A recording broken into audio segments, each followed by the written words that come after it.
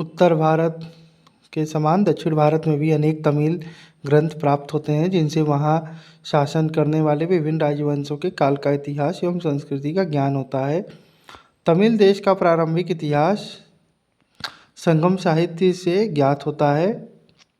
नंदीकलकल्बकम, कलिंगतुर्पणी, चोलचरित आदि के अध्ययन से सुदूर दक्षिण में शासन करने वाले पल्लव तथा चोल वंशों के इतिहास एवं उनकी संस्कृति का ज्ञान होता है। कलिंगतुर्पणी में चोल सम्राट कुलोत्तुंग प्रथम की कलिंग विजय का विवरण सुरक्षित है। तमिल के अतिरिक्त कन्नड़ भाषा में लिखा गया साहित्य भी हमें उपलब्ध होता है। इसमें महाकवि पंप द्वारा रचित विक्रमार्जुन विजय तथा रणकृत गदा युद्ध विशेष महत्व के हैं। इनसे चालुक्य तथा राष्ट्रकूट वंशों के इतिहास पर कुछ प्रकाश पड़ता है। नमस्कार दोस्तों, स्वागत है आपका मेरे YouTube चैनल पर। आप नया है तो चैनल को लाइक करें, सब्सक्राइब करें। आइए देखते हैं विदेशी यात्रियों के विवरण। भारतीय इतिहास के संदर्भ में प्राचीन इतिहास। केसी श्रीवास्तव की। भारतीय साहित्य के अतिरिक्त समय समय पर भारत में आने वाले विदेशी यात्रियों एवं लेखकों के विवरण से भी हमें भारतीय इतिहास जानने में पर्याप्त मदद मिलती है। इनमें से कुछ ने तो भारत में कुछ समय तक निवास भी किया और अपने विषय के अनुभव से लिखा है, तथा कुछ यात्रियों ने जनश्रुतियों एवं भारतीय ग्रंथों को अपने विवरण का आधार बनाया है। इन लेखकों में यूनानी, चीनी तथा अरबी फारसी विशेष रूप में उल्लेखनीय है। इनका विवरण इस प्रकार है। यूनानी रोमन लेखक क्लासिकल। यूनान के प्राचीनतम लेखकों में टेसियस तथा हेरोडोटस के नाम प्रसिद्ध हैं। टेसियस ईरान का राजवैद्य था तथा उसने ईरानी अधिकारियों द्वारा ही भारत के विषय में जानकारी प्राप्त की थी, परंतु उसका विवरण आश्चर्यजनक कहानियों से परिपूर्ण होने के कारण अविश्वसनीय हो गया है। हेरोडोटस को इतिहास का पिता कहा जाता है।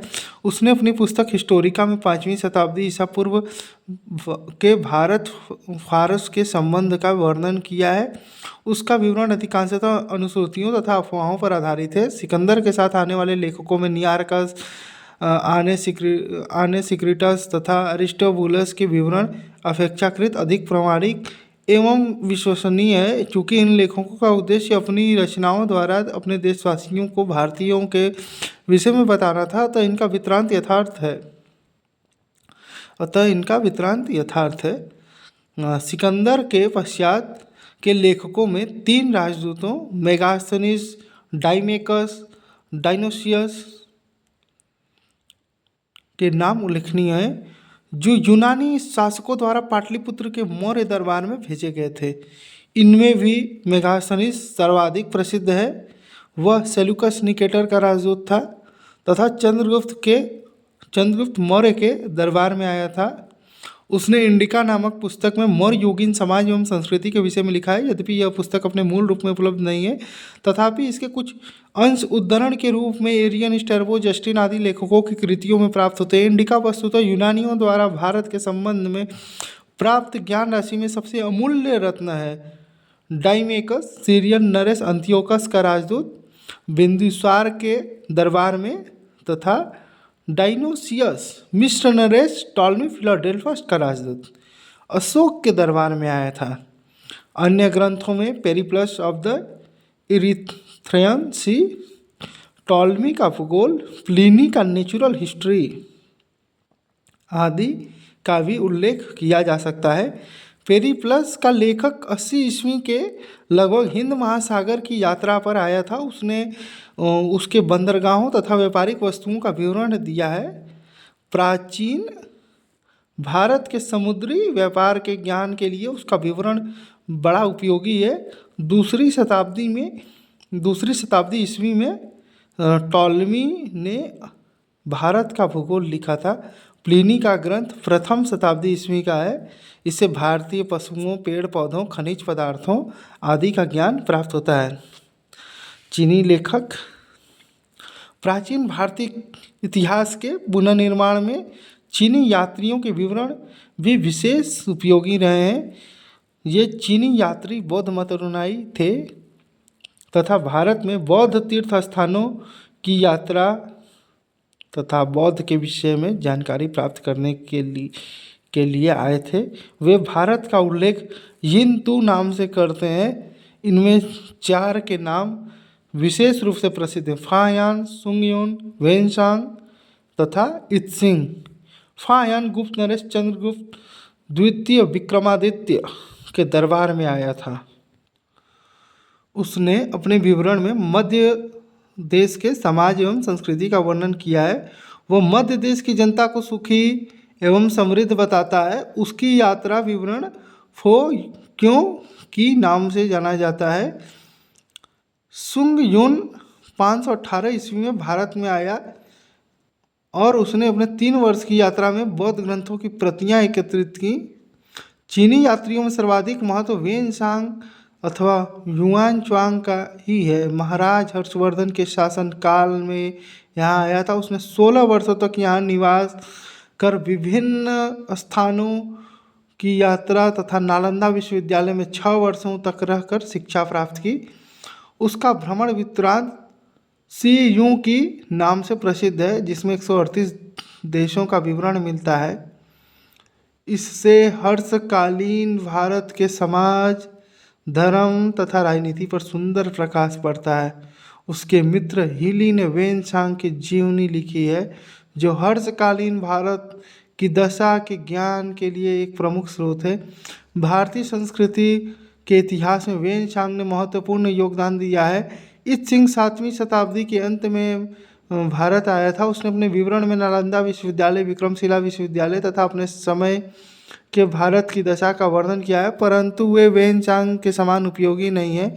अन्य चीनी लेखकों में मातवा लिन तथा चाउ जू कुआं का उल्लेख किया जा सकता है। मातवा लिन के विवरण से हर्ष के पूर्व अभियान के विषय में सूचना मिलती है। चाउ जू कुआं चोल इतिहास के विषय में कुछ तथ्य प्रस्तुत करता है। अरबी लेखक अरब व्यापारियों तथा लेखकों के विवरण से हमें पूर्व मध्यकालीन भारत समाज के संस्कृति के विषय में जानकारी होती है। ऐसे लेखकों में अल-बुरूनी का नाम सर्वप्रसिद्ध है। उसका जन्म 973 ईस्वी में ख्वारिज्म खीवा में हुआ था। उसका नाम अबू रेहान मोहम्मद इब्न अहमद अल-बुरूनी था। प्रारंभ में उसने साहित्य तथा विज्ञान का अध्ययन किया एवं इन विद्याओं में निपुणता हासिल की। उसकी विद्वता से प्रभावित होकर ख्वारिज्म के ममूनी शासक ने उसे अपना मंत्री नियुक्त कर दिया। 1017 ईस्वी में गजनी के सुल्तान महमूद ने ख्वारिज्म पर आक्रमण किया तथा उसे जीत लिया। अनेकों लोग बंदी बनाए गए, जिनमें अल-बुरूनी भी एक था। महमूद उसकी योग्यता से अत्यंत प्रभावित हुआ तथा उसने उसे राज ज्योतिषी के पद पर नियुक्त कर दिया। भारतीय तथा यूनानी दोनों ही पद्धतियों से उसने ज्योतिष का अध्ययन किया तथा निपुणता प्राप्त की। गणित, विज्ञान एवं ज्योतिष के साथ ही साथ अल-बुरूनी अरबी, फारसी, संस्कृत भाषाओं का भी अच्छा ज्ञाता था। वह महमूद गजनवी के साथ भारत आया था, किंतु उसका दृष्टिकोण महमूद से पूर्णतः भिन्न था।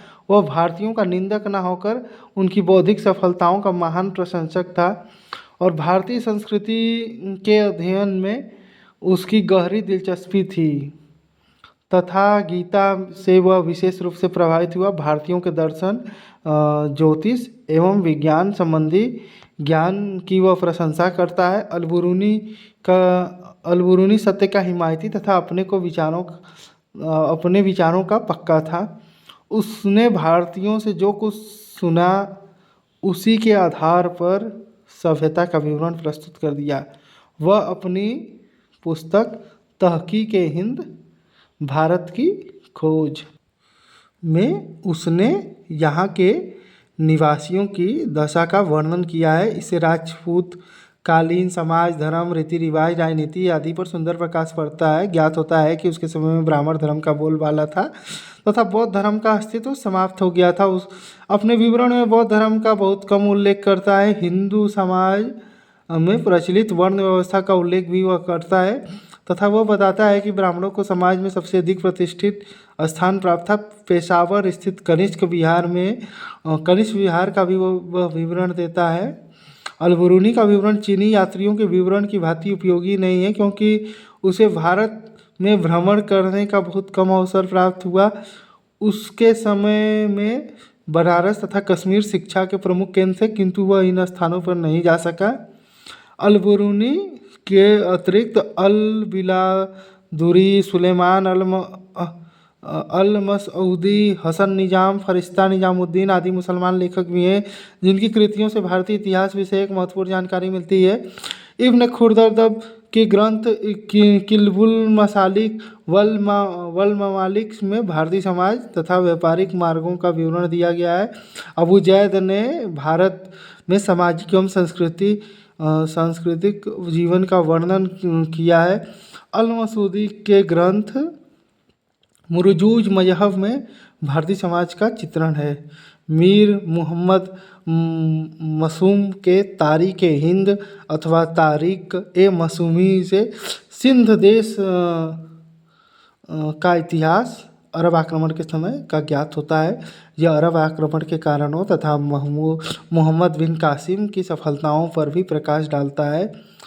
शेख अब्दुल हसन कृत कमील तवारिख से मोहम्मद गौरी के भारतीय विजय का वृत्तांत ज्ञात होता है। मिनासुद्दीन के तबाक़त ए नसीरी में भी मोहम्मद गौरी की हिंदुस्तान विजय का प्रामाणिक विवरण सुरक्षित है। उपर्युक्त लेखकों के अतिरिक्त तिब्बती लेखक तारानाथ के ग्रंथों तंगयूर से भी भारतीय इतिहास की कुछ बातें ज्ञात होती हैं, किंतु उसके विवरण ऐतिहासिक नहीं लगते।